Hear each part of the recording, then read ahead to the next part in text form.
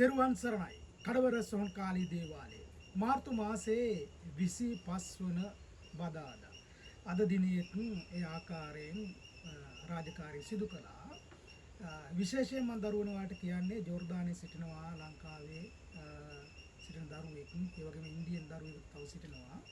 ඉතින් ඒ දරුවන්ට අදාළ රාජකාරී සිදු කර දුන්නා. නොයෙකුත් දේවස්ථානවල ඒ දරුවෝ ගිහිල්ලා මුලා වෙලා මුදල් වංචාවලට සියලු දේවල් වලට අහු වෙලා මා ළඟට ආවේ දහසකුත් ප්‍රශ්න තියාගෙන කරපු සෝනියන් රැකී ආරක්ෂා හිමිව සියලු දේවල් නැතිව වෙලා ඉන්න මොහොතක ඉතින් ඒ දරුවන්ට සියලු දේවල් කර දුන්නා.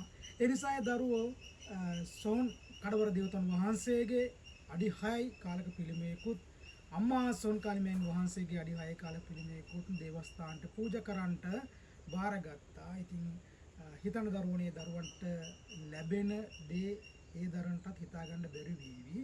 මොකද මේ දේවස්ථානට ඒ තරම් බලය ශක්තිය තියෙන දේවස්ථානයක්.